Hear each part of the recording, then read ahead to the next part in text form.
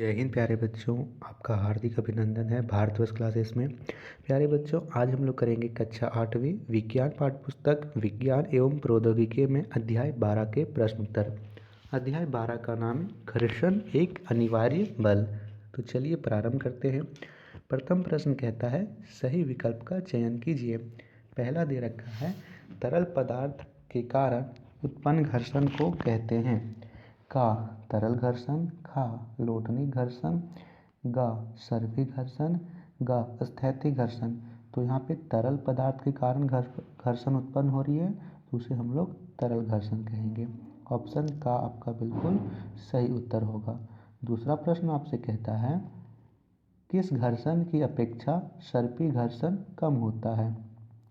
का स्थैतिक घर्षण, खा लोटनी घर्षण, गा दोनों, घा दोनों में से कोई नहीं। तो इसका सही उत्तर होगा का स्थैतिक घर्षण। स्थैतिक घर्षण के कारण सर्पी घर्षण कम होता है। तीसरा प्रश्न है किस आकृति की वस्तु पर तरल घर्षण कम होता है? का आयताकार, खा वर्गाकार, गा नौकाकार, घा वृत्ताकार। तो यहाँ पे सही उत्तर होगा घा वृत्ताकार। वृत्ताकार आकृति की वस्तु पर तरल घर्षण कम होता है। ठीक है, इसके बाद नेक्स्ट यहाँ पे प्रश्न दे रखा है। चौथा प्रश्न आपसे कहता है तेलीय सतह से का घर्षण घटता है, खा घर्षण बढ़ता है, घा घर्षण बिल्कुल नहीं होता, घा घर्षण पर प्रभाव नहीं पड़ता। देखिए घर्षण क्या होता है कि वह जिस सतह पे लग रहा है उस सतह से बांधने का कार्य करता है। ठीक है, बांधने का कार्य। आप किसी सतह पर तेल लगा दोगे तो वह सतह चिकना हो जाएगी। अब क्या होगा कि वह अधिक देर तक वह वस्तु को बांध नहीं पाएगा। तो इसमें क्या हो गया, बांध नहीं पाया तो घर्षण क्या हुआ बताइए, घर्षण कम हो गया।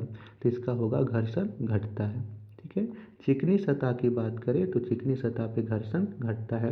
यदि रुखड़ा सतह हो, खुरदुरा, तो उसमें घर्षण बढ़ता है क्योंकि वह वस्तु को बांधे रखेगा। ठीक है, इसके बाद दे रखा है पांचवा प्रश्न बर्फ पर चलने पर आप फिसल जाएंगे क्योंकि बर्फ की सतह का घर्षण अधिक होता है, कम होता है, शून्य होता है, इनमें से कोई नहीं। तो बताइए हम लोग बर्फ़ पर अधिक क्यों नहीं चल पाते हैं? क्योंकि वह चिकना होता है और चिकनी सतह का घर्षण कम होता है। तो यहाँ पे सही उत्तर होगा खा। तो इसके बाद हम लोग करते हैं प्रश्न संख्या छठा प्रश्न यहाँ से आपसे कहता है, यहाँ तक आप लोग अच्छे से नोट कर लीजिए बच्चा।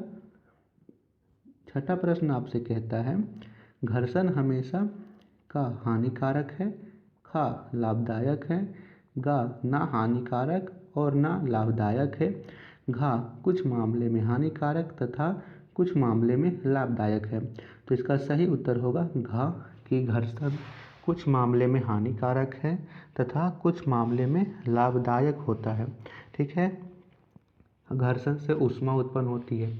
तो कुछ मामले की बात करूं जैसे कि माचिस का जलना हो, ठीक है, ये सब मामले में घर्षण लाभदायक है। लेकिन मशीन के कल पुर्जे जैसे कोई मशीन घूम रही है तो उसमें घर्षण कुछ मामले में हानिकारक भी होता है।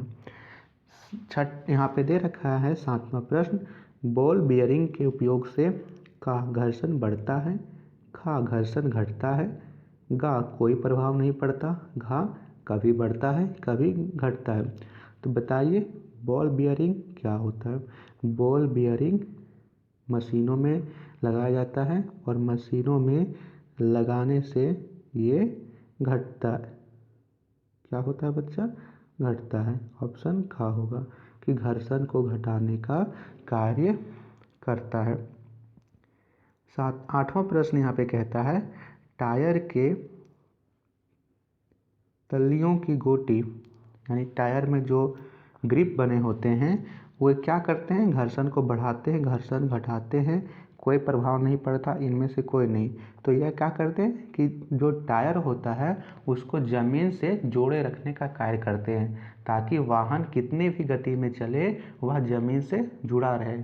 ठीक है, तो ये क्या करते हैं, ये घर्षण बढ़ाने का कार्य करते हैं, ज़मीन से बांधे रखने का कार्य करते हैं। ठीक है, अधिक।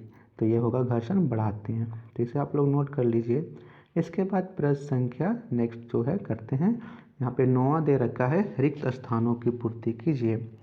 अब यहाँ से हम लोग करेंगे, घर्षण से रिक्त स्थान उत्पन्न होता है। तो यहाँ रिक्त स्थान में आप लोग भरोगे ऊष्मा। आप लोग एग्जाम्पल भी दे सकते हो। आप लोग दोनों अपने हाथ को, दोनों हथेलियों को खूब तेज तेज रगड़ो, तो आप देखोगे कुछ समय बाद आपके हाथ के हथेलियाँ जो हैं वह गर्म हो जाएंगे। ऐसा क्यों होता है? क्योंकि घर्षण से ऊष्मा उत्पन्न हो रही है। जैसे हम लोग माचिस की तीली को घिसते हैं तो उसमें से आग पकड़ती है, तो वहाँ पे भी घर्षण काम कर रहा है और वहाँ पे ऊष्मा उत्पन्न हो रही है। खा है, कैरम बोर्ड पर पाउडर छिड़कने से घर्षण हो जाता है तो वह अधिक समय तक बांध नहीं पाता है। जब हम लोग कैरम बोर्ड की सतह पर पाउडर से छिड़कते हैं तो उसकी सतह चिकनी हो जाती है और वह गोटियों को अधिक देर तक बांध नहीं पाता है। जहाँ भी अधिक देर तक बांध नहीं पाए अपने से, वहाँ पे घर्षण बल कम होगा। बर्फ की सतह मानो या फिर कोई तेलीय सतह मानो, वहाँ पे घर्षण कम होगा।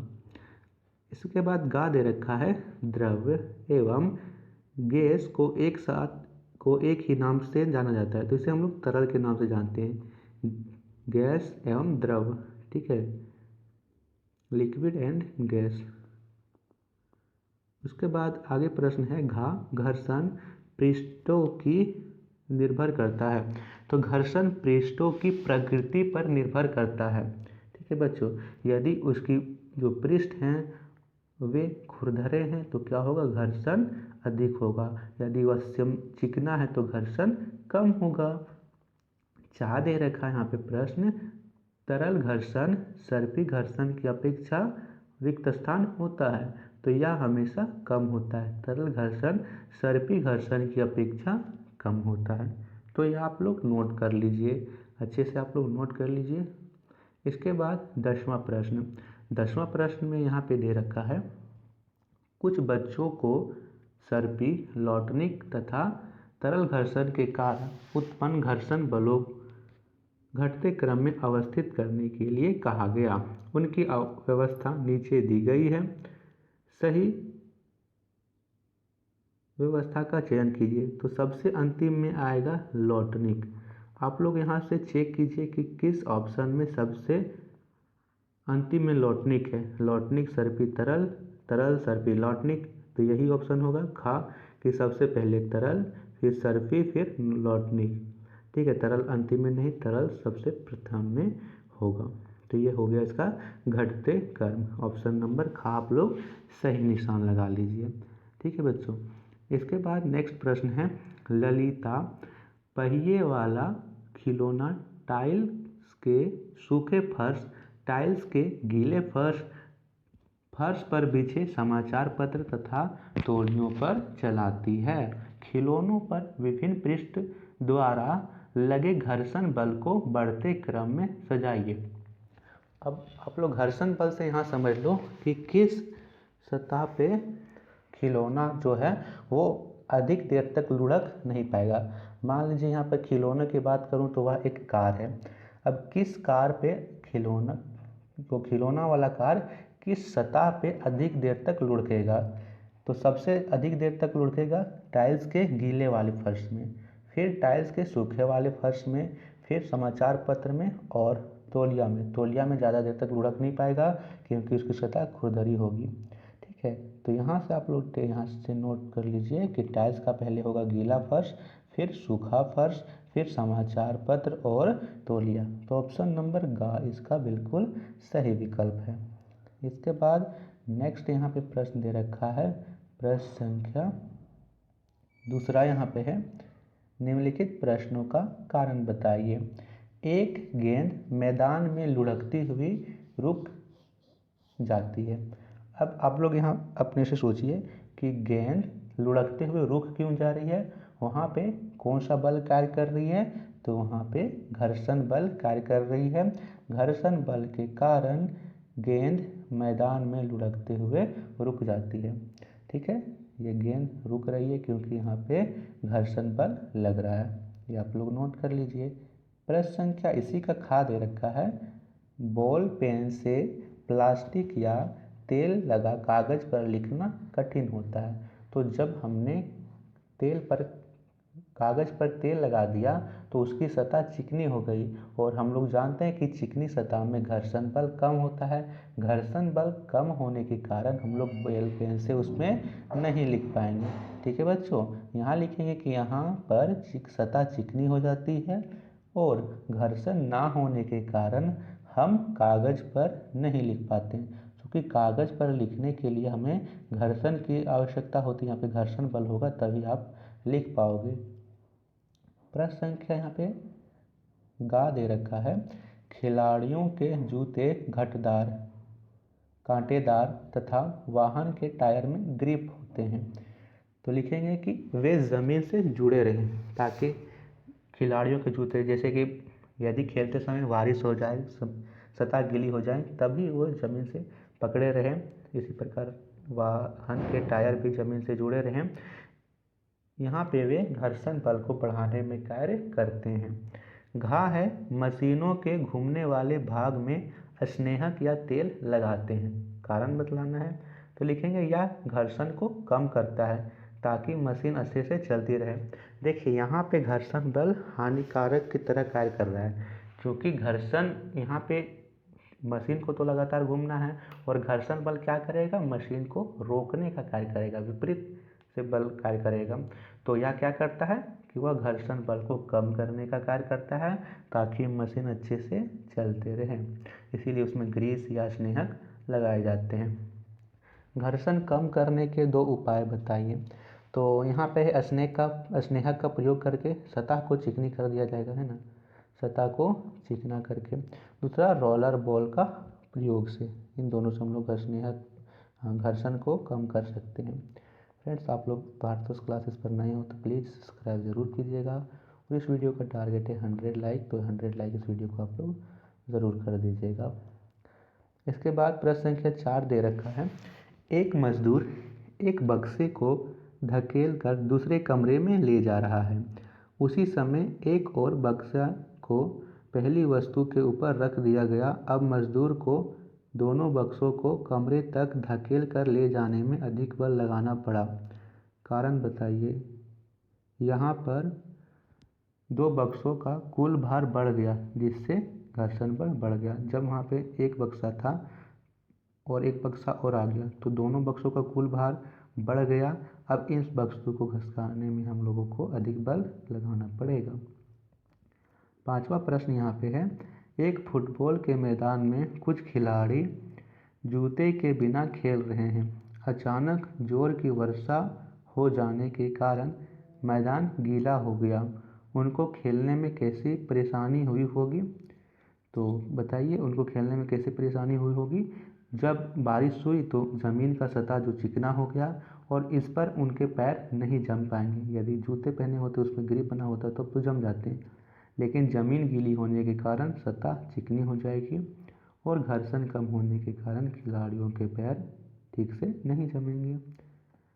6ठा प्रश्न यहाँ पे है, तरल एवं द्रव गति करने वाली वस्तुओं की आकृति विशेष प्रकार की क्यों बनाई जाती है? तो इसका आंसर होगा, किसी तरल पदार्थ पर लगने वाला घर्षण बल उसकी सतहों की सापेक्ष गति पर निर्भर करता है। घर्षण बल वस्तु की आकृति तथा तरल की प्रकृति पर भी निर्भर करता है। ये आप लोग इसमें नोट कर लीजिए। 7वां प्रश्न यहाँ पे है, व्याख्या करें, सर्पी घर्षण स्थैतिक घर्षण से कम क्यों होता है? तो लिखेंगे, किसी रुकी हुई वस्तु को विराम से गति की अवस्था में लाने के लिए घर्षण के समाप्त करने तक वस्तु पर लगाया जाने वाला बल स्थैतिक बल की माप होती है, और इसके विपरीत किसी वस्तु को उसी चाल से गतिशील बनाए रखने के लिए आवश्यक बल उसके सर्पी घर्षण की माप होती है। जब वस्तु सरकना आरंभ करता है तो उसके पृष्ठ के संपर्क बिंदुओं को इतना समय नहीं मिल पाता कि वे फर्श के संपर्क बिंदुओं में धंस सके। अतः सर्पी घर्षण स्थैतिक घर्षण से कुछ कम होता है। ये आप लोग नोट कर लीजिए आराम से। आठवां प्रश्न कहता है, हमें बतलाना है यहाँ पे, निम्नलिखित प्रश्नों के उत्तर दीजिए। का कैरम खेलने से पहले बोर्ड पर पाउडर क्यों छिड़का जाता है? तो इसका आंसर होगा घर्षण को कम करने के लिए। दूसरा है, औरतें क्यों अपना चूड़ी पहनने से पहले हाथों में साबुन का पानी लगा लेती है, ताकि उसके हाथ जो है वो चिकने हो जाए और वहाँ पे घर्षण कम हो जाए। फुटबॉल खिलाड़ी कांटेदार जूते पहन कर क्यों खेलते हैं, बताइए। तो वहाँ पे क्या होता है, घर्षण बढ़ाने के लिए खेलते हैं। है, माचिस की तीली को रुखड़े दीवार पर रगड़ने से क्या होगा? तो क्या होगा, घर्षण के कारण ऊष्मा उत्पन्न होगी और माचिस की तीली आग पकड़ लेगी। अगर घर्षण बल ना हो तो क्या होगा? तो लिखेंगे घर्षण एक बहुत ही अनिवार्य बल है। इसके बहुत से उदाहरण हैं, जैसे इसके बिना हम श्यामपट्ट पर चौक से नहीं लिख पाएंगे। यदि किसी गेंद को लुढ़का दिया जाए तो वह लुढ़कती रहेगी और इसके बिना हम माचिस से आग नहीं जला सकते। ऐसे कई एग्जाम्पल हैं जहाँ पे हमें घर्षण बल की आवश्यकता होती है। 9वां प्रश्न यहाँ पे है, घर्षण से ऊष्मा उत्पन्न होती है, एक ऐसा उदाहरण बताएं जिसमें घर्षण के कारण ऊष्मा हमारे लिए लाभदायक होता है। तो लिखेंगे घर्षण के कारण माचिस की तीली में आग पकड़ लेती है, जो हमारे लिए बहुत ही लाभदायक है, क्योंकि हम उससे अनेक कार्य कर सकते हैं। खाना पकाने के लिए आग जलाना हो, है ना। और यहाँ पे लिख सकते हो कि जैसे हम लोग हाथों को रगड़ते हैं तो उसमें उत्पन्न होती है, वे भी बहुत आवश्यक है। तो धन्यवाद बच्चों, आप सभी का। भारतवर्ष क्लासेस पर नए हो तो सब्सक्राइब ज़रूर करना और वीडियो का टारगेट है 100 लाइक, तो इसे भी पूरा ज़रूर करना। थैंक यू बच्चों।